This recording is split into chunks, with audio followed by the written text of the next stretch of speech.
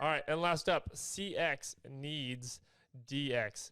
Customer experience requires a focus. Great customer experience requires a focus on DX, digital experience. Frank, we have shifted since last year to a digital-first environment, a digital-first world. Simple example of this, right? You go down the street, you're going to buy a coffee at your local coffee shop. Probably won't. It's probably not a local one. It's probably a major chain one, but your local major. Yeah, your local major. But although there's been the capability to purchase that coffee from an app for the longest time, That's right. Most people have chosen to queue up in line and wait. That's just been the preferred choice, even though there's an app on your phone this whole time. Yep. Well, last year that all changed. That all shifted. That's Now, right. now the app became, in some cases, the only way. If you want your coffee, you have to use the app. Mm-hmm. You don't have a choice. Yeah. And I think also, too, I mean, there's another side that came into it, kind of the no-touchy rule. Like, don't touch it.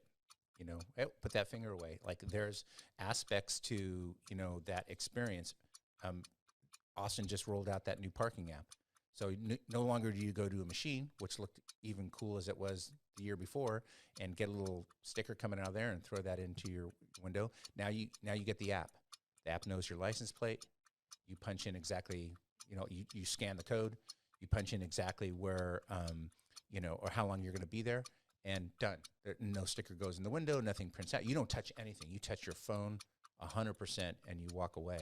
And the people coming by now, they come by and shoot your license plate, and they know GPS-wise that you should be there, and you go on. Like, that is unbelievable in terms of how they're handling that. So that digital experience, like, is the component of CX that makes it work. It takes out the friction, it takes out the touchy, all the other kind of things. Yeah, it's like you can't even talk about CX any longer without talking about DX because it's not relevant. Yep. Because DX has become a huge part of the conversation, right? That's right. The way that customers, clients interact with you as a brand, as a company on digital platforms is becoming, quite frankly, the only way that they're interacting with you in some cases.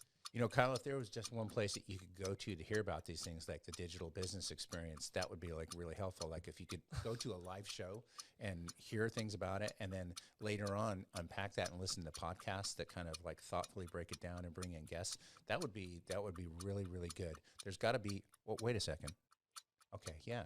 Let's talk about that at the end. Let's talk about that, and I think there is, and especially since we talked about podcast B2B today and Casted. We probably need to talk to them next. I think we do.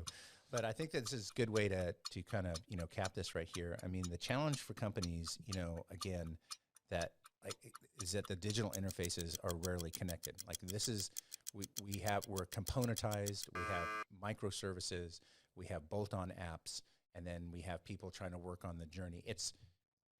There's a reason why there's a need to kind of take a concerted effort. We talked about this previously when we did our cinematic keynote, and we said very pointedly, without any generality, if you're a business and your business isn't 100% constructed around the customer journey, you're not going to get it right.